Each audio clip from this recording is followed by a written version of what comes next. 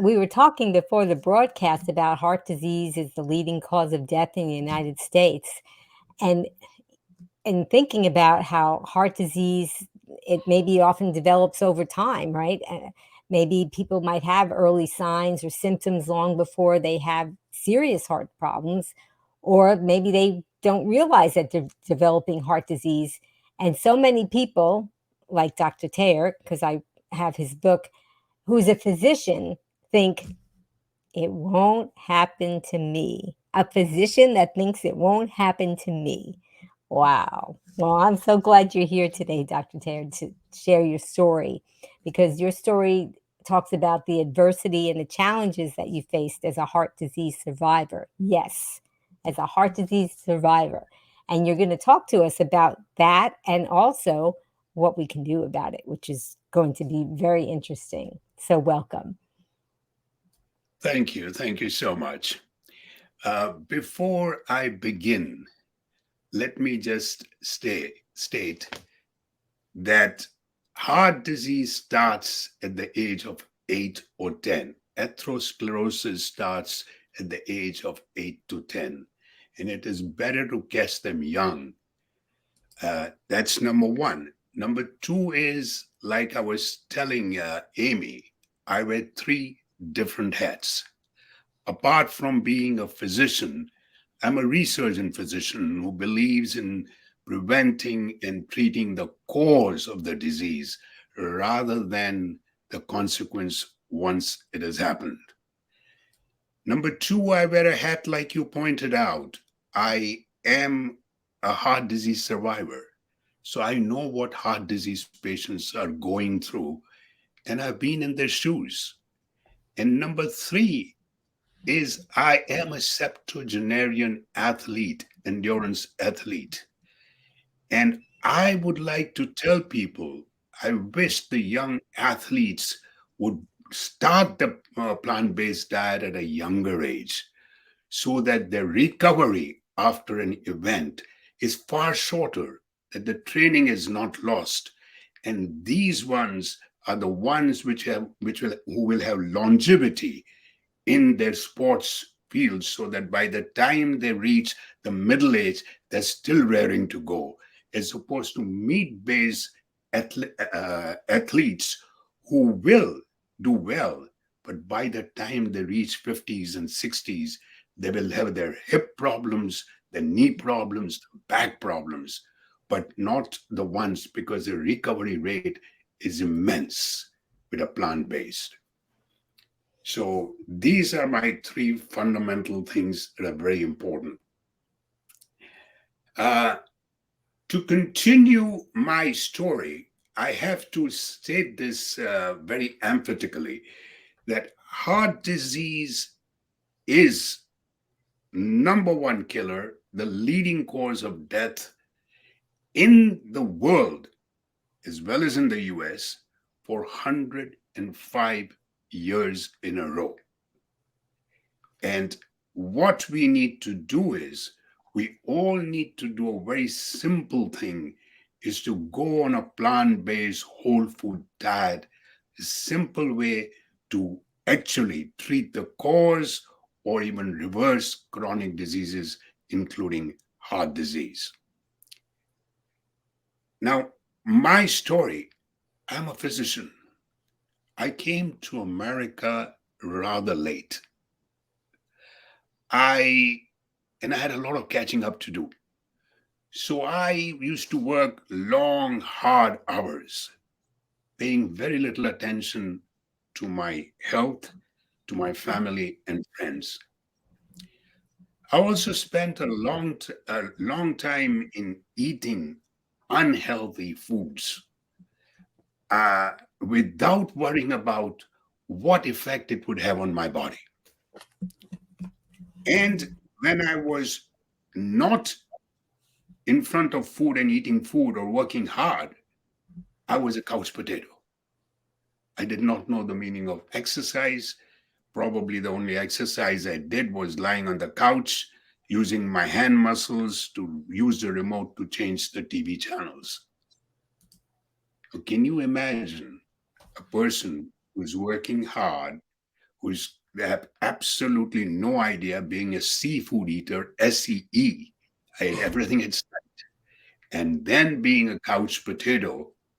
So this also I had a type A personality. Everything had to be under my control. It was either my way or the highway. This created a lot of stress in my life. Stress everybody has, but how to handle stress? I couldn't handle it. It was chronic stress. So I was not surprised that heart disease came knocking at a very young age of 56. Now, two of my arteries were 98 to 99% blocked. Two important things I want to mention over here. One, my plaques were extremely hard, and they had to use a diamond tip drill to shave off the plaques. And in the process, I got a cardiac arrest. My heart stopped. Mm. And they just shocked me to get my heart beating again. This may shock you, but the worst part of this is, you know what? The, the cardiologist who saved my life, who did this, was young, 52 years old. 2 years after putting my stents, he died of a massive heart attack on the treadmill.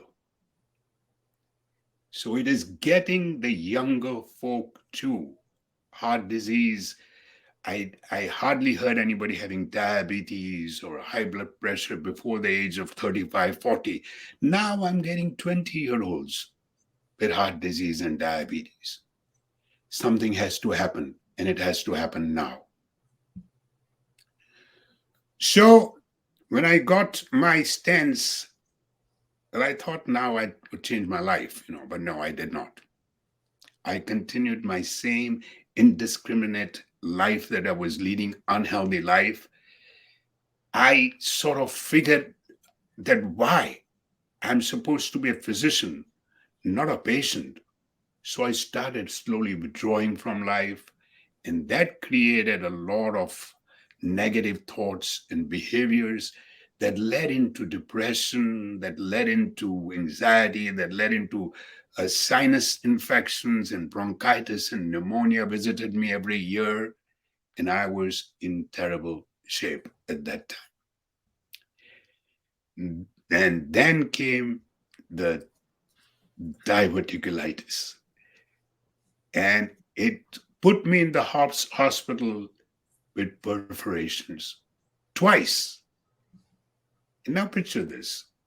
The surgeon, my friend, is standing over me in the surgery room, in the operating room, and telling me, Akil, if I do not do surgery on you right now, you may not survive.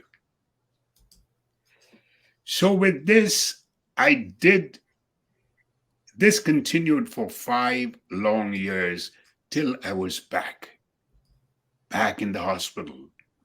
This time for an open heart surgery because my stents had failed. Mark my words, I will do a half marathon in a year's time if all goes well. This is what I told the ICU nurses. I don't know why I said that at that time. But and they smiled, they laughed, they humored me, and I don't blame them. But looking back now, I think that was a moment when I realized I had only two options left: either to continue this horrific end of life journey or to make a conscious decision to really live my life again with passion, purpose, and positivity. So my recovery was remarkable. I was on the treadmill for third day. Suddenly things changed. I didn't take any pain medications. I was happier in this physical pain than in the mental agony of the last 5 years. So I took up running. This couch potato takes up running who had not even done 1 kilometer in his life. It was like a baby learning how to walk. Little shuffle or walk and then a jog and then run. I loved running. It was for me, this is a word that I've coined, it was meditation in motion. I like running alone. So smell the flowers and the hear the birds chirping. So I took up running. And 7 months after my open heart surgery, my wife and I went over to Nashville, and there was a dichotomy of fear and excitement. But I finished my half marathon in 4 grueling hours. But my bruised heart had not let me down, crossed the finish line. This was when everything changes. So the mistakes I made were big mistakes. I paid a price. I got out of it. And here I am sitting in front of you and telling you the story that don't make the mistakes I made. Benefit from them. Yes, it is an amazing story, and I think that there are so many people who, like you, and that's the thing. I mean, here you are a physician, and you were saying, "Ah, it's not going to happen to me," and you got. They have that old joke about somebody who was their home was flooding, and they had to keep climbing up until they were on the roof. And at first, the police officer came. "Oh, we're evacuating. It's flooding. You have to get in the car." "Oh, no, no, no, no. I'm okay. I'm okay." And then the water kept rising, and then a boat came, and they said, "Get on the boat." "No, no, no, I'm okay." And then the guy was up on the roof, and a helicopter came, and he's like, "No, I'm okay, I'm okay." And then of course he wasn't okay. And then when he met his maker, he said, "Why didn't you save me?" He said, "Well, I sent you a car, I sent you a boat, I sent you a helicopter." You Yeah, should have got on. So you had all these different signs and warnings, right? true. And Absolutely. you're a Absolutely. physician, right? So and that makes you human. That's very true, and I wish this uh, goes far and wide. That we have to work together on this, and there are so many things. And why did I turn into a plant based? When did I turn? And what happened to me? So that would be my next part of my explanation. Because even though I ran my first half marathon, I was a flexitarian, means I'd cut back on meat, eggs, and dairy, but I was not plant based. So, and then I thought to myself that I have had a heart surgery, I've had stents, and I don't want this to happen again. So, out of the blue, a friend of mine told me, "Have you read Reversing of Heart Disease by Dean Ornish?" And I said, "No." And I read that book. When I read that book, I realized that nutrition is an extremely important part in one's health. Food either feeds disease or fights disease. So I started researching on ways how to heal the body without solely relying on medication and invasive surgery.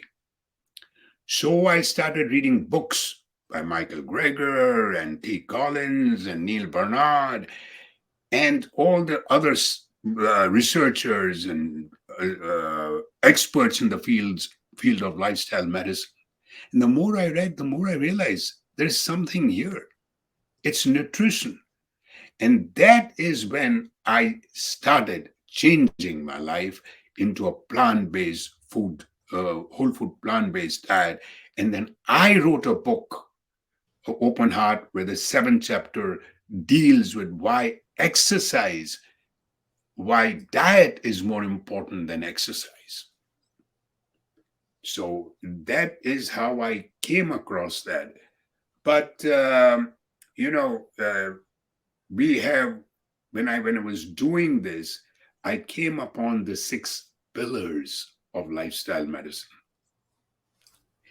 and I challenge you that if people have nothing right and say they have aches and pains, they will get benefit if you follow the 6 pillars of lifestyle medicine, which I'll talk about. If you have nothing wrong with you right now, and if you follow the 6 pillars of lifestyle medicine, your life will change. You will see a difference. And so I started doing the lifestyle medicine. But in the meantime, if you want to ask me any other question, I'm okay, or I can continue. Yeah, sure. Should I? Well, I Okay. guess we can try to. You talked about the whole food plant based lifestyle, so we can start our true or false game because we have a question about that. So, Green Warriors, let's Mhm. start. It's time for True or False on Be Green with Amy Live. Answer true or false to Amy's questions in the comments below, and Amy will ask our guest for the expert answer. Okay, Green Warriors, true or false? A whole food plant based vegan diet is expensive. So, Dr. Taylor had adopted this lifestyle, and maybe some of you who have not tried it are thinking about it, and maybe you're thinking maybe it's expensive. So, what do you think, Green Warriors? True or false? Dr. Taylor, what do you have to say about that? I think that it is false. A whole food, plant based vegan diet is not expensive at all if done properly. You see, uh, it's not a fad. Vegan diet is not a fad. It is here to stay. It is health promoting, it is environmentally sustainable, and is an alignment with everybody's moral code. Now, concentrate on the five items. You have your vegetables, your fruits, your whole grains, and your nuts and beans and legumes and beans and nuts and seeds. If you concentrate on these, having in your plate the rainbow plate, as we call it, fruits and vegetables, half of it, proteins, the whole grains, and legumes and beans, one fourth, and then your one fourth, the starches, your carbohydrates. Now, buy everything in bulk. You see, your whole grains, buy it in bulk. And then you start making your soups, your pastas, and your other dishes for a week. And then pair it off with your brown rice, your quinoa, your amaranth, your maize, or whatever you have, that pair it off. So if you buy in bulk, you're going to save a lot of money. And then do not go in for processed foods in the supermarket, because those are not only unhealthy but they're extremely expensive. So I would not go for any frozen vegan products, no fake meats, very expensive. And your so when you go on a trip, even in a car on a long trip, carry some unsalted almonds or pistachios or things like that, as opposed to stopping at a gas station and buying a bag of chips. Have you ever been to a restaurant? A vegan entree is always cheaper than the other entree. I challenge you that. Go any restaurant and you'll find out. So, and finally, we had the First Lady once say this.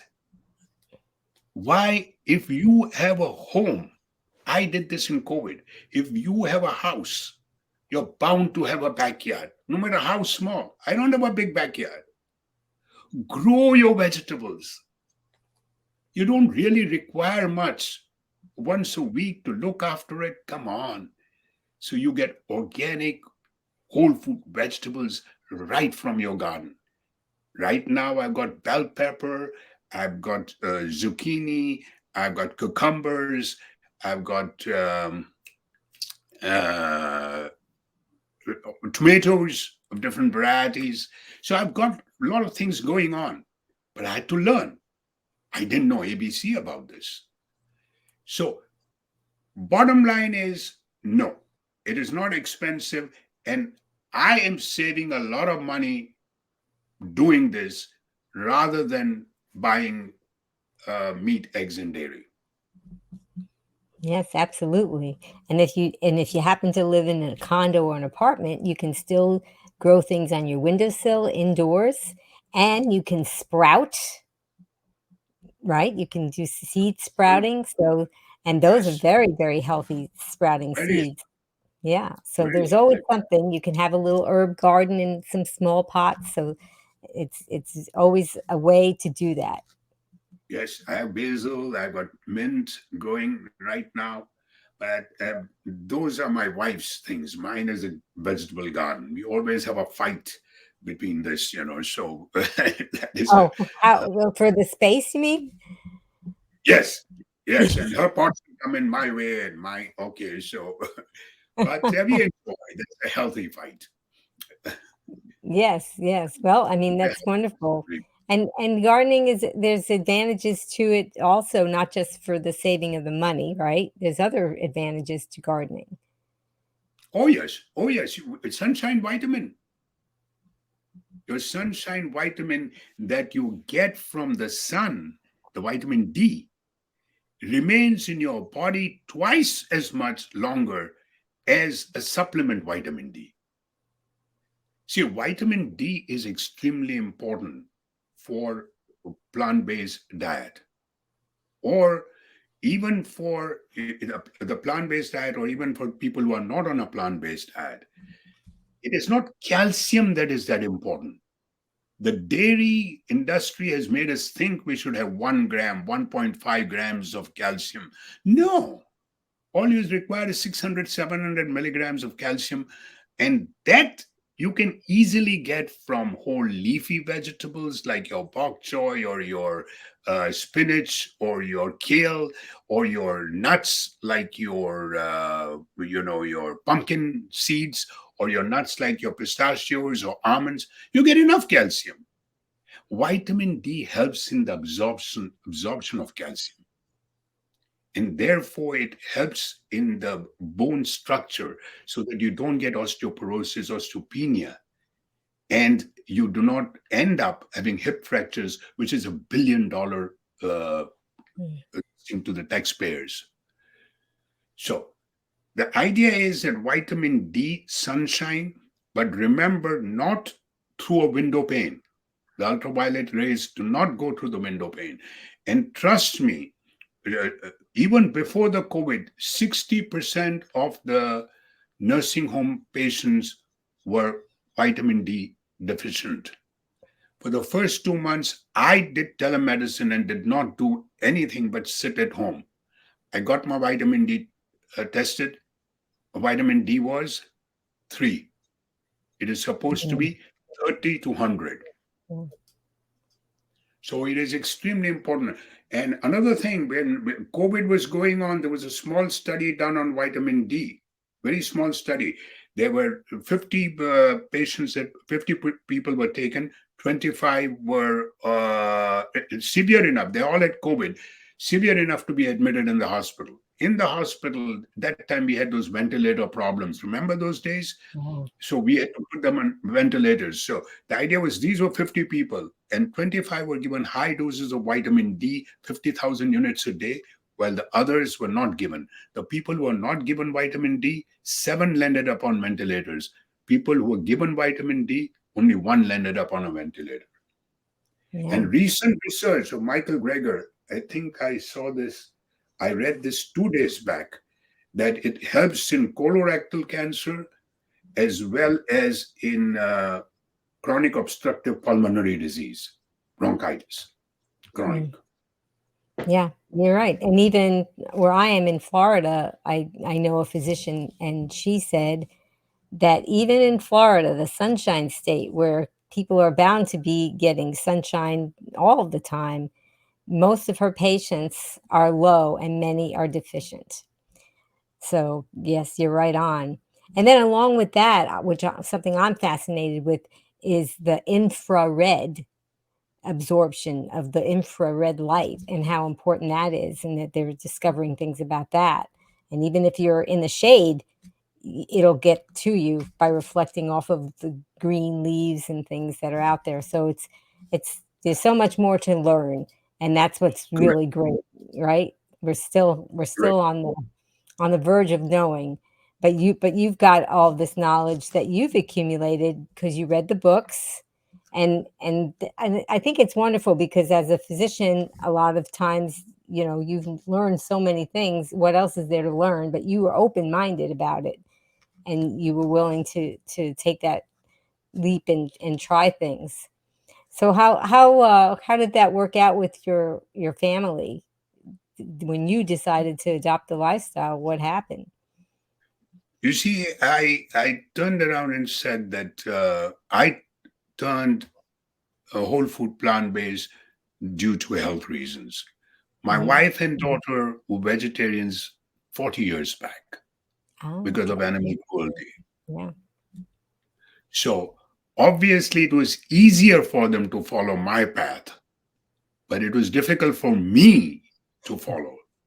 A reason being that, and trust me, this is so true, that when you are trying to change as an adult, it is doable, but it is very difficult because you know what? Your brain comes in the way. It's an emotional pull to certain types of foods which are related to happiness, to related to belonging, related to pleasure. These are from the subcortical. So that means you're under the weather, or say you are not feeling too good, or you had a bad day at the office, you crave for the comfort foods, these foods, which your mom made for you at that time, not knowing, but those are the comfort foods you crave for. And if you don't get those comfort foods, what happens? Your brainstem immediately sends signals and you get angry, you get irritated. So you are saying, wow, why am I not getting it? So it is difficult as an adult, but it is doable. People are doing it. So, what is the greatest answer on this? Catch them young, Mm. and catch them young as children, because in children, do not give them a threat or get angry or give and then tell them that if you finish your cereal, I will give you an ice cream. No, because you are asking that person and giving the thing which you don't want that person to have in the first place, ice cream. So the moment that child gets older, he has got it in his mind. That's the thing I want. So instead of doing that, of bribing a child and getting angry or telling things, no, you got to finish it, let them come in the kitchen. Let them participate in chopping the vegetables, making sauces. And most kids, even adults, eat with their eyes. So make a clown face. Make something like a broccoli woods where the carrots are going hunting or something, around to that. They all love this play. That is how you're going to change them, and that is how they're going to like it. But be prepared. You have to expose a person 15 times before gets used to it. So you will get a lot of spinach and kale thrown back at you, but it will work. So my point is really catch them young. Well, that's wonderful. It's so important, so true.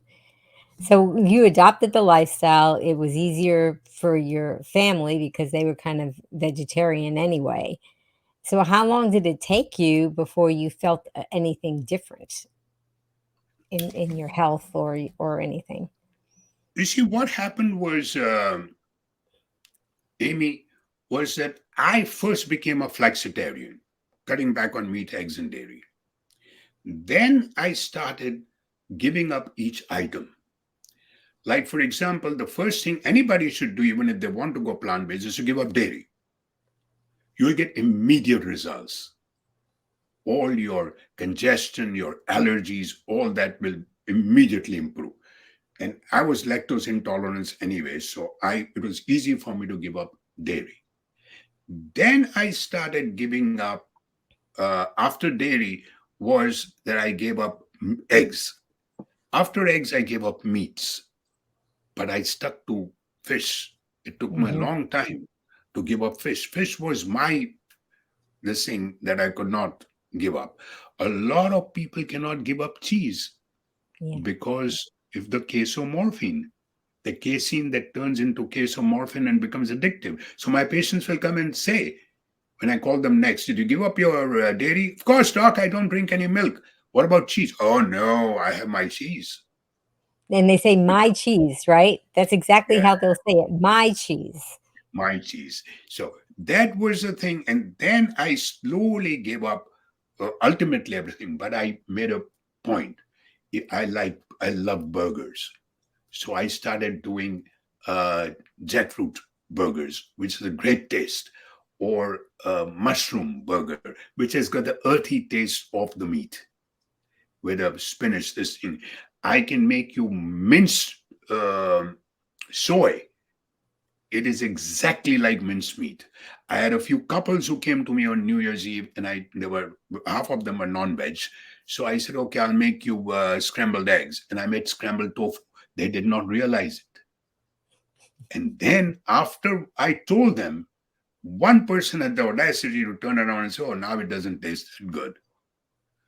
Mm. It's in the It's mind. all in the mind. It So, is.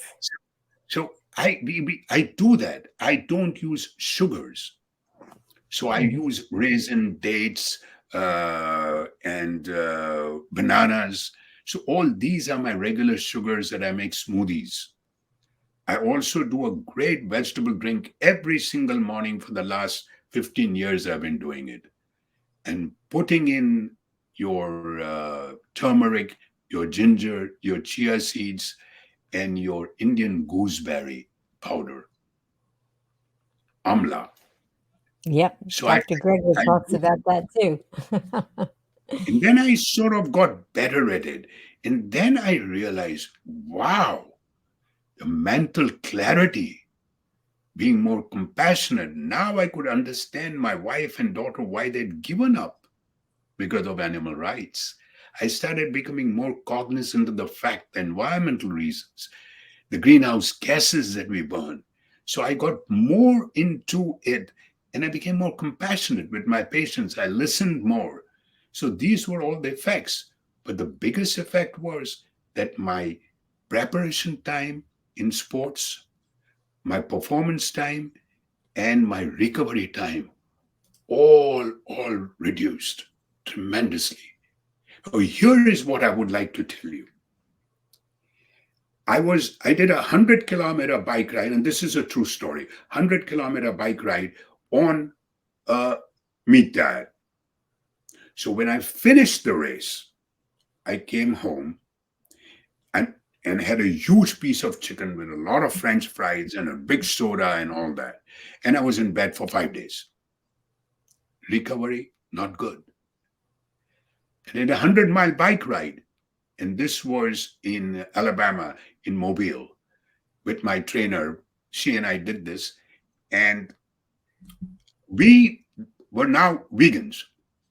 So I was a whole food plant based diet. I took a whole food plant based diet prior and after. And then I had to drive back to my hometown, Gadsden, a small little place in Alabama near Birmingham. As I was driving, I get a call from the hospital saying that we need you, doc. There's no doctor working tomorrow. So I said, okay, I'll be there. So here it is. It took me 9.5 hours because there were gale force winds for a 100-mile bike ride. Some oddity that year. So it took me 9.5 hours, 6 hours of drive, 10 hours of next day shift without batting an eye. The power of plants. Yeah. Amazing. Amazing. So this is why, and we can explain to your listeners why this plant based helps athletes. So, Yes. Let's go with our next true or false question. oh, okay, True or shoot. false? An athlete can compete at the highest level by adopting a plant-based diet. What do you think, Green Warriors? True or false? Okay, go ahead, Yeah, okay, Dr. A. it is absolutely 100% true. An athlete can compete at the highest level by adopting a plant based diet. it, it is not only true, it is, you see, you must understand one thing. uh, I think the people should watch Game Changers. Mm, yes. And what does a Game Changers say? You got all this Jurek and uh, uh, this Williams sisters, and the tennis player, what's his name? I can't get his name now, but he and all these extreme athletes, ultra marathoners, and all that were doing it on a plant based diet. Now, imagine if you take, say, for example, you're not a plant based and you take a ham sandwich, which is of cheese and mayo and all that, and you eat that sandwich, what is really happening? Your muscles for the activity requires oxygenated blood, and your food acts on the endothelium to produce nitric oxide, which dilates the arteries, makes the blood flow smoothly into the arteries. Once you don't have that with this food that you've eaten, the blood becomes sluggish. It cannot move properly. You're not carrying oxygen enough to the muscles. So you are at a disadvantage to start with at the race. And the moment you start doing this race, you are panting and you are puffing and you're doing it. After the race, what happens? You go to the tent and you have a pizza and you have a burger and you have a drink. Now, what are you doing? You're putting actually fuel on fire. So, right now, then your recovery is not there.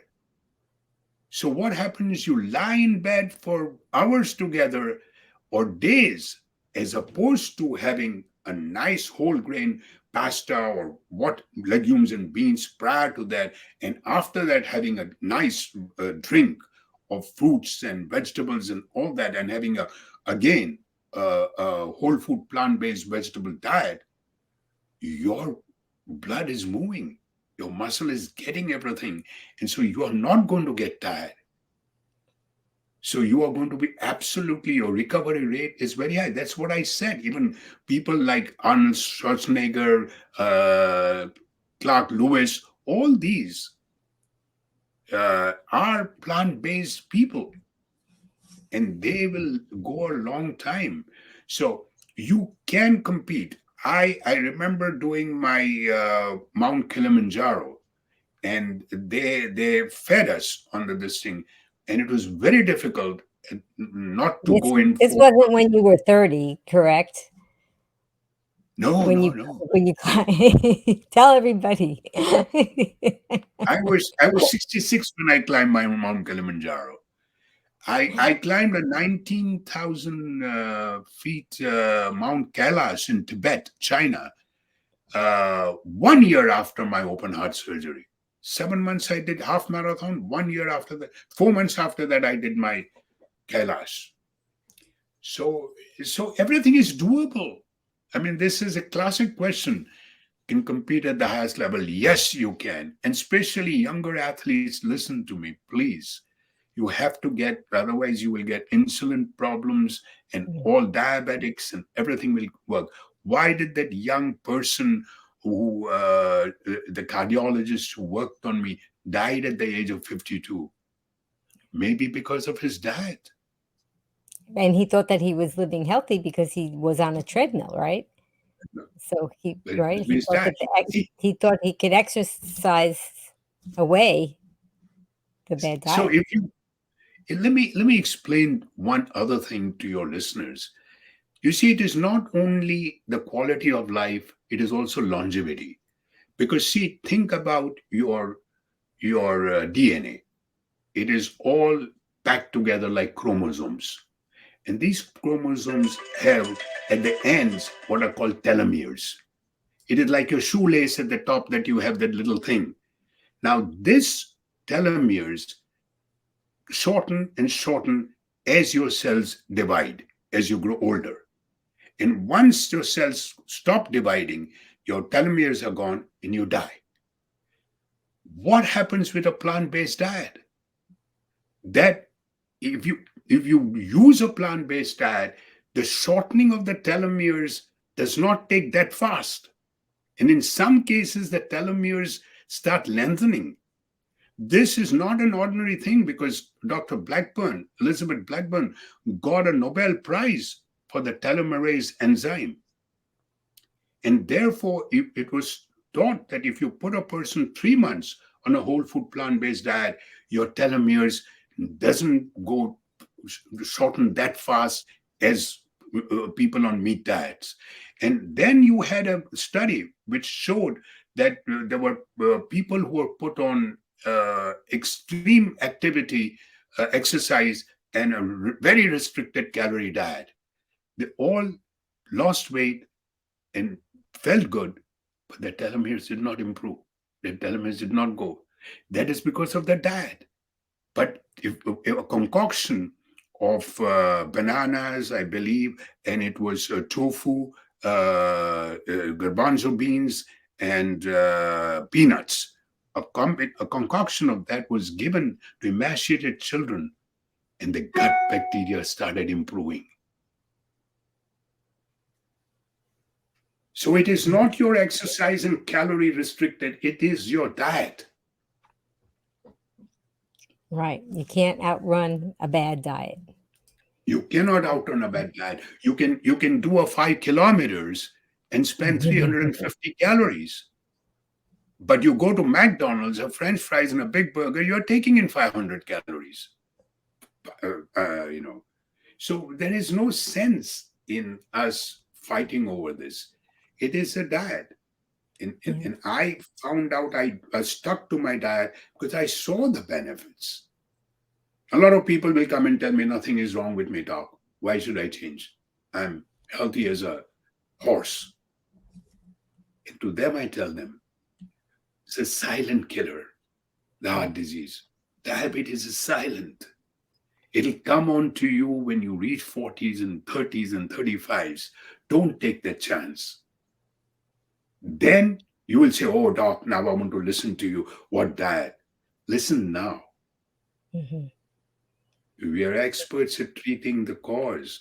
We doctors, I'm sorry to say this, but we are great at acute diseases, heart attack, this, that, or somebody who's having pneumonias. We do a lot of good work. But for chronic diseases, we are moppers. Yeah. Overflowing sink, we are mopping. Band-aid. Just turn off the faucet. Get the diet. Yep, you're absolutely right. And you were talking about the movie Game Changers, and if people haven't seen it, it is a really great movie, especially if for a man to see, or if you have a man that you wanted to see him learn about this lifestyle, and because it has a lot of athletes in it. And they talked about a lot of things in the movie, and so I wanted to segue into this true or false question. True or false? ED stands for erectile dysfunction. Okay, Green Warriors, it's a little bit of a trick question, but what do you say? True or false? Okay, Dr. Taher, tell us. I have a middle of the road answer. I believe that ED can be endothelial dysfunction in the inner lining of your arteries, and it can be erectile dysfunction. But if your endothelial dysfunction is there, you're not producing enough nitric oxide, you are going to get that other ED, erectile dysfunction, because your arteries get constricted. And remember one thing, erectile dysfunction is when you either cannot get an erection or cannot maintain an erection to have a successful sexual course. So the idea is that penile arteries are tinier and smaller than the coronary arteries. So in so many ways, it is a warning sign if somebody who is having erectile dysfunction and is 40, 45, 50, he should be evaluated for a coronary artery disease. Especially if the person has got high blood pressure, smoker, or diabetes, and he has got erectile dysfunction, straight away, get a stress test done. Right. So that would be the canary in the coal mine. for heart Correct. disease. Yeah. And there are foods. I mean, this was a Harvard study done now. I don't remember exactly, but they took is observational study, which they took a lot of people and students, and they took into consideration that the diets, which was of course the American diet, the standard American diet with the smoking and all that, and they took into consideration. And when they finally started finding out, they found 38% of them, the diet they were using, had erectile dysfunction. And these are students. So that was a Harvard observational study. It was nothing double blinded, but it is an eye opener.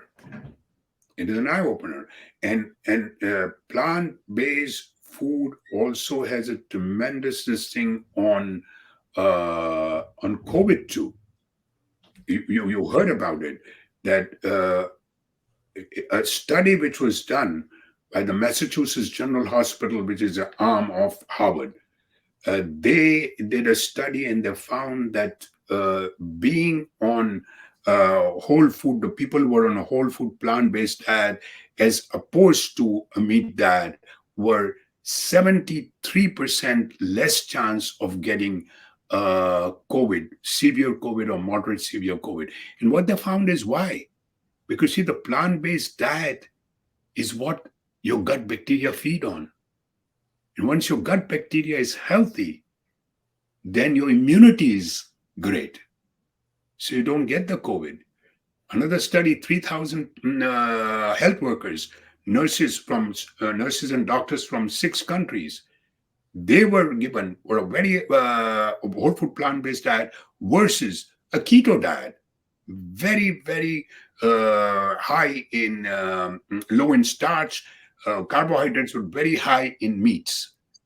And what they found was there was a tremendous difference. The keto diet was they said about 365% more chances of getting COVID as opposed to the plant-based diet. Right. And this is not just COVID that we can talk about as far as Yes, your immunity. correct, correct. But so many times people take vaccinations, they do the right things. But if the immunity is not there, they may suffer. Yes, So absolutely. this with immunity too. So we were talking about the symptoms of heart disease. So let's ask this true or false question, and you can help us to understand. Green Warriors, true or false? It's important to know the difference between a heart attack and angina. And for those that don't know what angina is, maybe you can explain that first and then talk about that. Okay, go ahead, Dr. Terry. Tell us your answer. Okay. Now, you see, if you just do a cross section, picture in your mind a coronary artery. The inner lining is endothelium, the innermost lining. That endothelium protects the arterial wall so that it doesn't get stiffened up and cause high blood pressure. It also keeps the blood flowing smoothly in the lumen because it does not allow any atherosclerosis. The moment you eat a diet which is unhealthy, meat, eggs, dairy, processed foods, sugars, you destroy the endothelium. And once your endothelium is destroyed, the culprits in the back, like your fibrin, your calcium, your cholesterol, now come in and start forming plaques. But in some cases, these plaques take years, decades to form, and they're extremely thick, unlikely to break. So, but when they keep narrowing the artery till you start getting chest pain, when the artery is so narrowed and you get chest pain on exertion, that is what we doctors call as angina. But mark what I said, very, very unlikely to break and cause a heart attack. So let me make a profound statement over here. Had I known then what I know and understand today, I would have looked at other options rather than get stents or surgery. Now, look at heart attack. This is small friable clots that can break, form a clot, emboli, go in, stick in one part of the heart. That part of the heart dies. This is a calamity. This is a heart attack. A typical Hollywood or what you call the Bollywood type of a heart attack, clutching your chest and falling on the ground. This is an emergency. For this, you require to go to the emergency room. They do your test, blood test. They do your EKG. They find that you're having a heart attack. They take you up to the cath lab, and boom, boom, boom. They get the clots off. They then do put stents, or if that fails, they do surgery. But what did I have? I had plaques which were very thick, 98 to 99%.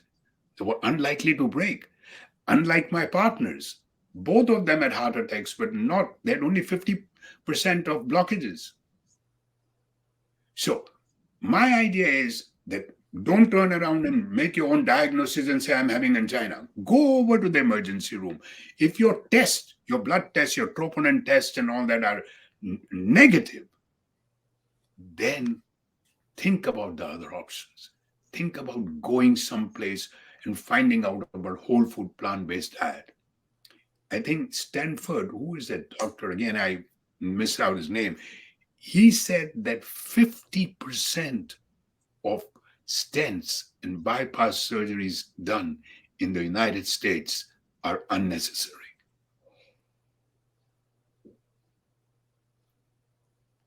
So Yeah, this is yeah. this is amazing. I mean, it's mind-blowing that we do so much of surgeries when or stents when it is not required. So we come, and I would like to talk a little bit about chronic diseases because it all comes with heart disease, and they're all hand in hand. Strokes, heart disease, certain cancers, diabetes, high cholesterol, blood pressure, they all are certain and the same this thing. So what do they have in common? Why do we say that if we use whole food plant-based diet or the 6 pillars of lifestyle medicine? Oh, I forgot to talk about the 6 pillars of lifestyle. See, the 6 pillars of lifestyle medicine is number one is nutrition, and we have talked about it. Number two is exercise. Your exercise has very many effects. Your exercise can build up your endorphins to feel good. Your exercise can increase your good cholesterol. Your exercise can decrease your blood pressure by 10 points. And your exercise can also decrease your heart rate so that your heart has to do less work and your blood can take out more oxygen from the blood with the heart working less. So there's a tremendous thing about exercise too. Now, what they say is recent studies have been done which say that do intense exercise even for 10 minutes, where your heart rate goes 70% of your maximum. Then do the rest. For the 30, you have to do 30 minutes at least 5 days a week. That is 150 minutes in a week. But if you don't do that, sorry, and you then sit on the couch or on your desk and not move, not going to help you. Third is what? Stress. Now here I would like to talk about acute stress, chronic stress. And I always like to tell people a stress situation is like a sympathetic nervous system, parasympathetic nervous system. Very simple. Just say sympathetic nervous system is you're putting your foot on the gas pedal. You are about to be somebody snatching your purse. Your blood pressure increases, your heart rate increases, your breathing increases, and everything is in a fight or flight mode. That goes off, your foot is on the brakes. Parasympathetic. Blood pressure comes down, everything is normal. Heart rate goes down. But if your sympathetic continues every so often, then you get into chronic stress. That is when your cortisol levels rise. And if your cortisol level rise, what happens? Your appetite increases. See people who are on prednisone and the appetite increases. They start eating more. Now comes obesity and all its followers of blood pressure, diabetes, sleep apnea, and what have you. So the whole point is that chronic stress is a bigger problem than your acute stress. Acute stress is helpful, but when you go into the chronic stress, that's a problem. Again, sleep. I really don't believe that people should have 7 to 9 hours, even though studies are done. I believe in a restorative sleep. Sometimes I've slept for 5 hours and I feel great. Sometimes I sleep for 9 to 10 hours and I feel lousy when I get up in the morning. It should be restorative. Restorative is, your rapid eye movement and your non-rapid eye movement. Your non-rapid eye movement is an important part of sleep. That is when your body is repairing itself. Your cells are repairing, your blood pressure is going down, everything is going down. If you are disturbed from that sleep, you really get angry because that's a sleep that everything is slowly going down. That is an important part of sleep. And after sleep comes what? Social support. It is better to give support than receive support in so many cases. And if you have a good social this thing around you, it helps. What happened to those blue zones that people lived 100 years? The blue zones. Yeah, they did a study about that. People in different parts of the world. The social support was a big issue over there because they had a great social support network. And then finally, avoiding of substances, abusive substances, smoking, prescribed drugs or legal or illegal drugs, cocaine or amphetamines or even pain medications, all these. And finally, alcohol. Now, here I've got to stop for alcohol. Alcohol was taught beginning raising HDL, drink responsibly. No. If you are drinking alcohol for health reason, no, you're not justifying. It does no good for health reason. If you are doing socially and responsibly, I am not judgmental to that because I myself drink socially. Now, would I tell a person to start if he's not drinking for health reasons? Definitely no. But if somebody turns around and says, look, I feel great, I'm relaxed, I listen to my own music, I do my own things, and I'm responsible maybe once or twice in a week, I have no problems. But then again, this is me. This is coming from me. Yeah. So I'm glad that you talked about the pillars of health because so often people adopt a whole food plant based lifestyle and they may not see the results that they were looking for. And they think, this is not right. This diet isn't the right way to go about it. But they didn't think about the other pillars of health, which are very important. And so I'm glad that you brought those up because you can't just change your diet and expect a miracle to happen. I think that, yes, if you did change your diet to the whole food plant-based lifestyle, that you would definitely see improvements in many areas of your health. But to really get the whole benefit, going with the other pillars of health that you described is just so important. And you even talked about meditation too, right? Because we were talking, Yes. because so many people think about meditation, they say, I can't twist my legs into a pretzel and do ohms and empty my monkey brain because I can't do it. I'm one of those people. I can't sit and think about nothing. That's not me. So I'm kind of on the same page you are with meditation. So talk about, because yes, you can do that kind of meditation, but if that's not your thing, there's other ways to go around it, right? Yes. Yes. Uh, we are peas of the same pot, because Yeah. I have a problem with meditation too. I've said it in so many of my lectures. My wife is an expert at it. I wouldn't say expert, but she can get into the now. For me, it is all ideas I'm thinking and then I'm trying to stop. That's a wrong thing to do, is to let it come, not try to stop it. So my point is that anything that can get your mind at rest. See, when I was climbing Mount Kailash in Tibet, I was not only going upwards,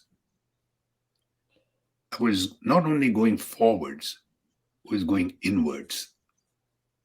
It was something that was there, the surrounding that made me feel calm. So when we reached the 19,000, everybody was high fiving, but I wanted to be alone.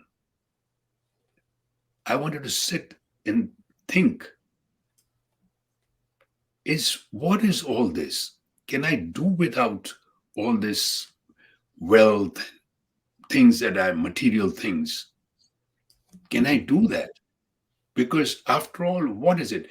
That feeling is the feeling of now, your mindset. So if you can get it out of religion, if you can get it out of spirituality, if you can get it out of meditation, if you can get it out of yoga, if you can get it out of music, anything that can make you peaceful and in the now, that helps you. So, so the whole idea is the stress thing also. When we talk about meditation, I would like people to try a little bit who are difficult in meditation, like I am, do a little bit of sky breathing. Sky breathing is pranayama. And sky breathing is something which you do, you can Google it.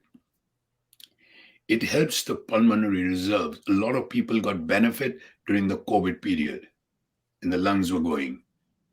It helps to relax your body because you're actually taking a deep breath in and a deep breath out. And you're going on doing it for 8 times in several postures. And that is one thing that has helped me. And I would like people to do the sky breathing. Just Google and you will get it. So it can lower your blood pressure, it can lower your stressors, it can lower stress-related diseases like your fibromyalgia, psychosomatic, your chronic fatigue syndrome, your migraines.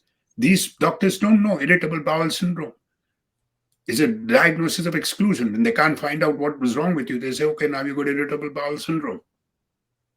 But all these can be helped by meditation, by yoga, by anything. And I don't mean just meditation sitting in one place with crossed legs and doing. The idea is to be in the now. So Yes. that is regarding the meditation and the yoga. And I think people should do that much before they land up and start taking antidepressant pills and all that. And there is a place. There is a place for that. But try this. Even if you take pills, try this. You may have to lower your pills. Yes. And that's the one thing I wanted, because you're a physician, if you can tell everybody quickly about if they are on blood pressure medications or if they are on diabetes medications and they do adopt this lifestyle, it can be dangerous, right? Absolutely. So tell them about that. And not in a Absolutely. bad way, not dangerous in a bad way, but I just want to get everybody's attention. No, no. You can have any problem, any health condition, and there is nothing that says you cannot do plant-based diet. You can have high blood pressure, heart disease, stroke, cancer, whatever it is, you can still do plant-based diet. But the problem is you got to let your doctor know because your blood pressures will come down fast. And there is a problem because once your blood pressure comes down, even with medications, we don't try to bring the blood pressure down very fast, blood pressure, because the reason is that it can cause strokes, clots. So, because you're bringing it down too fast. So, let your doctors know about it, that you are on a plant based diet. So, monitor your blood pressure more. Monitor your blood sugars more. Your blood sugars are going to go. They may bottom because you can cure type 2 diabetes with 21 day of a whole food plant-based diet. So be careful about these things. Even your cholesterol will come down. Now, so the whole idea is let your doctors know you continue your plant-based diet and see. I'm sure your doctor will say, "What's wrong? Why is your blood pressure now normal?" Then you got to, in some ways, we all, doctors are great. I have great doctors around me, people who saved a lot of lives, include. But the idea is we need sometimes to educate our doctors too. That look, my blood pressure is down. Can I take half the tablet? Can I stop taking the tablet and can you watch? Because it can be dangerous. Right. Because you could become over medicated, which is, I mean, it's a wonderful thing. That's how quickly and how effective this lifestyle is. That if you're on these medications, you could become dangerously over medicated. You want to consult your doctor, let him know, monitor at home your blood pressure, monitor your blood sugars if you're on medications for these things, because the doctor, under the doctor's supervision, you can titrate down, right? You don't want to do it on your own. True, true. And that is why, you can get an hypertensive this thing, or you can get into hypoglycemia for diabetes, hypertension as far as blood pressures are concerned. But it is nice to let your doctors know before you start on a whole food plant-based diet. You are Yeah. absolutely right.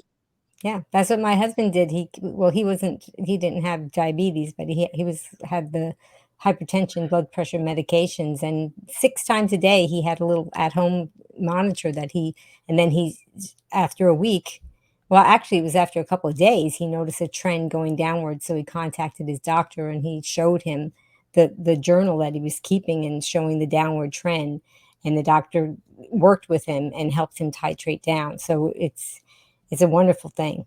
It really is, to think that you can get off of these medications. I want your listeners to know one thing because it has happened to me about 2 weeks back. I don't, but I'm a very open person.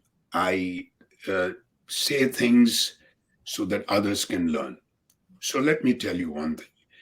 2 weeks back, I was found out to have a little LPA, lipoprotein A, very high. Now I've got a conduction defect in my heart that is separate from coronary artery disease. It's a funny, fancy word, Wolf Parkinson White syndrome. Then I've got stents. Then I've got bypass surgery. Now I have the little lipoprotein A, little LPA. This is will not let your bad cholesterol, LDL, go down and your cholesterol will always remain high. See, you produce cholesterol, your body does produce cholesterol for various things, for your hormones and other things, nutrients. Your body produces cholesterol, but you don't need any outside cholesterol. But in some cases, like us, we make a lot of this cholesterol, and then we have this little LPA, which is like a Velcro, which attaches on the bad cholesterol and forms the problem of sludging of the blood and more chances of getting atherosclerosis. Now, I found this 2 weeks back. Am I going to stop my whole food plant based diet? No. It's probably the whole food plant based diet is keeping me alive. So we are looking at it. There are a lot of newer things that have been found in cardiology. And one of them is about this that they don't, there is no treatment. This is genetics. I've just got it down from my genes. Maybe I should have sued my parents. No, I'm kidding. But it is genetics. So I know I'm discussing with them. I'm even going to as far as London. I'm not going there, but I've talked to doctors, and in future there may be something, but right now I have to bring that cholesterol down. So it is that shots that they give Repatha every 3 months or so.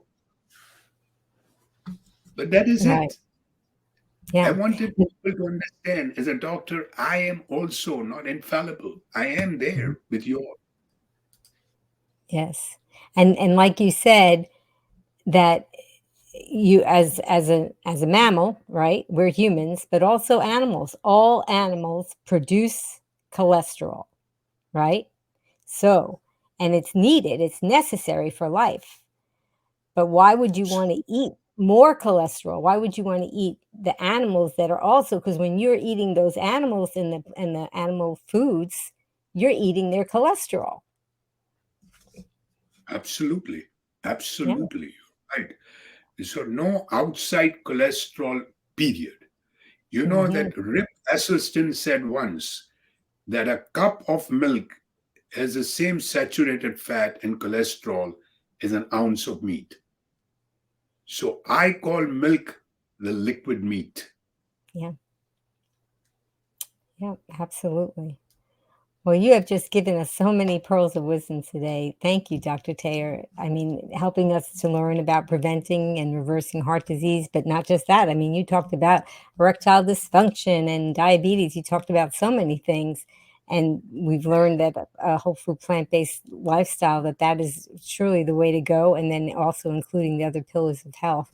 I wanted to let everybody know that we did talk a little bit about your book, which I have right here, and it's called Open Heart. It's a wonderful book. I got to read some of it, but I'm going to be finishing it up. And you are so generously offering a copy of this book for our book giveaway. I am so excited. So, Green Warriors, we're going to be having in the show notes a way for you to learn about how you can enter to win this book from Dr. Taylor. So, I thank you so much. And I encourage everyone to go on Amazon and check it out, or your local bookstore, because it's going to give you more details about his uh, journey to health and all the things that you can be inspired by, because that's the thing, right? It's never too late. Is that right? True, true. Old age is not a limiting factor for changing one's lifestyle. People have done it older than I am, people have done it younger than I am. So it is not a limiting factor. Yes. Well, everyone, And please go ahead. go, no, I was just saying that the book itself, it is also, if people who have not liked my voice for any reason, you can be pardoned. But if you like, there's an audible version in my own voice for this book. That's wonderful, because that's so important to hear it from the person that actually experienced it. Yeah. And some people do like the audible version so that they can do what they need to do around the house, or when they're traveling, so they can listen to a great book at the same time. So that's another option, absolutely. Well, Dr. Taylor, please, I was going to say, if everybody can click like to show their appreciation, that's how we applaud on the internet. Click like for Dr. Taylor, and please tell us how we can find you and what you do, and anything else that you want to talk about that people can benefit from. You see, I'm on akiltaher.com, and that is my website. I am on Facebook. I am on Instagram, on YouTube. You will see a lot of my podcasts, and I am also doing a monthly Doctor's Corner shows that are totally free. And I take a chronic subject like women's heart disease or erectile dysfunction or hypertension.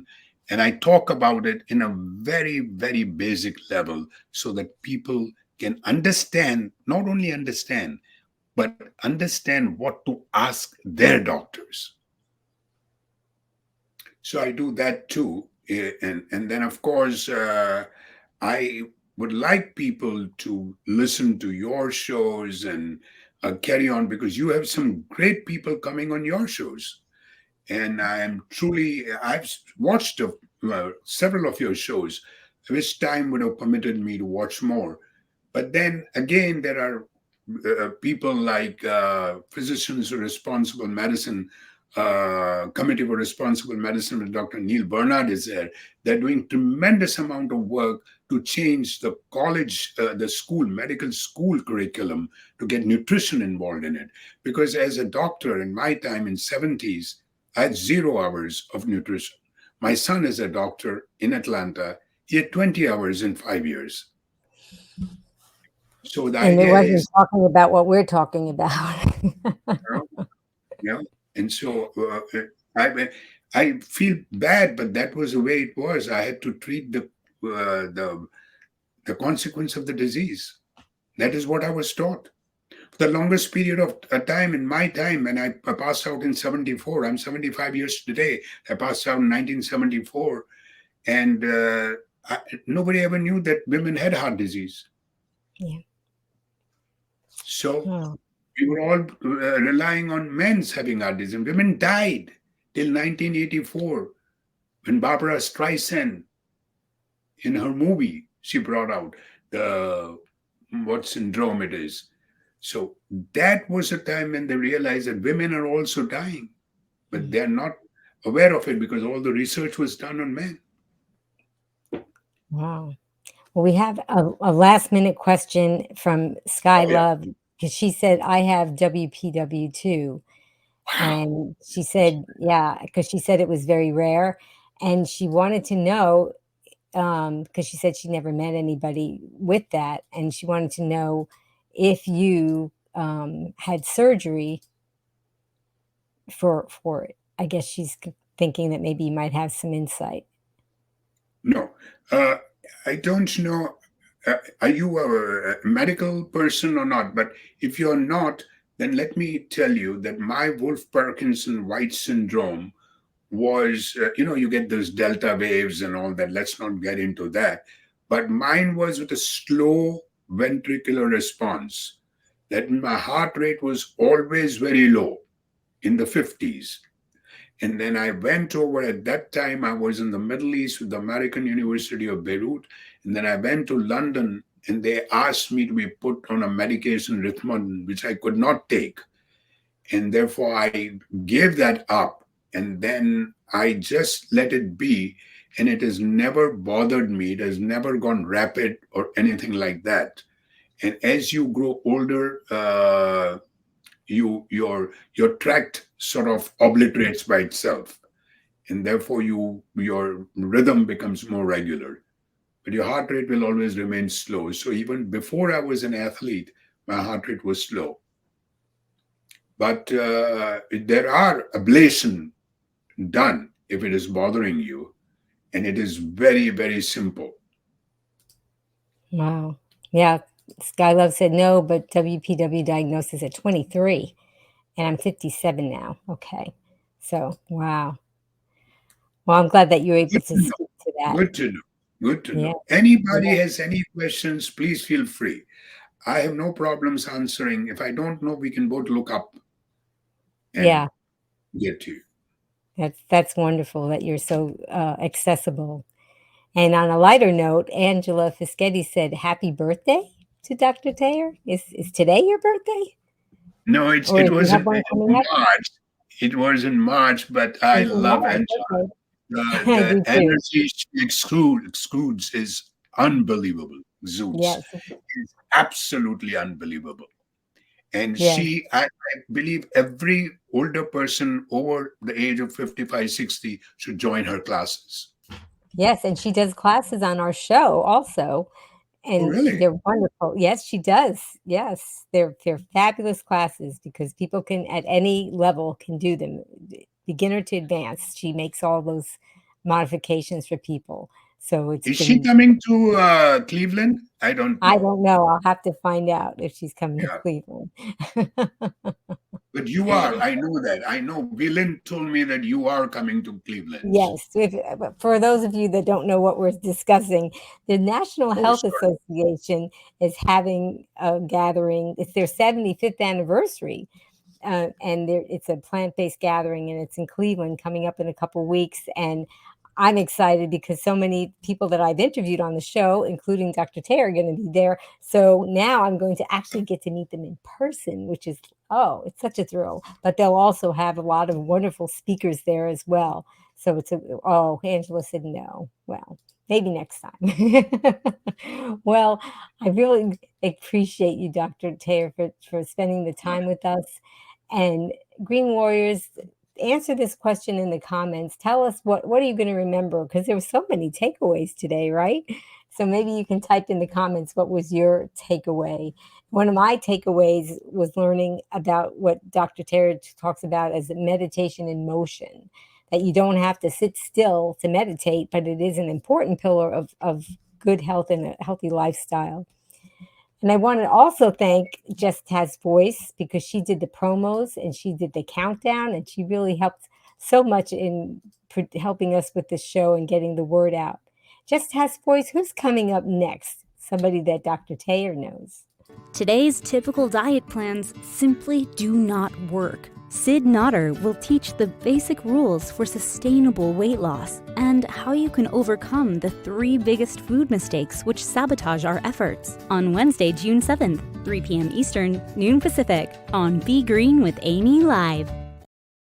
And I do want to thank you, Green Warriors, because you're here, and that's why Dr. Terry came on to speak to all of you, and that's why I'm here, because you're helping me get the word out by watching and listening and sharing and liking and commenting. And as a special thank you, I'm offering you 5 free recipes. And all you have to do is go to my website, begreenwithamy.com/join, and I'm going to send you 5 free recipes as a special thank you to all of you. And you'll get to see some of the fun things that I can do now that I couldn't do when I was younger because of this lifestyle. And so I really wanted to share that with you. And all of you, take your right hand and grab your left shoulder, and take your left hand and grab your right shoulder. Now squeeze. That's a hug from me to you. And if you'd like to go along with me and Dr. Taylor, he's going to join me with my tagline, and you can type it in the comments if you like to join us. Are you ready, Dr. Taylor? Yes. All right. Until I see all of you again, be strong, be well, and be green. Thanks, Dr. Taylor. Bye-bye, everyone. Thanks, Green Warriors. Bye. Now you can listen to Be Green with Amy expert interviews wherever you go. Listen while walking, meal prepping, or traveling. Find Be Green with Amy on Apple, Google, Alexa, Amazon, or virtually anywhere you find podcasts. Be strong, be well, and be green with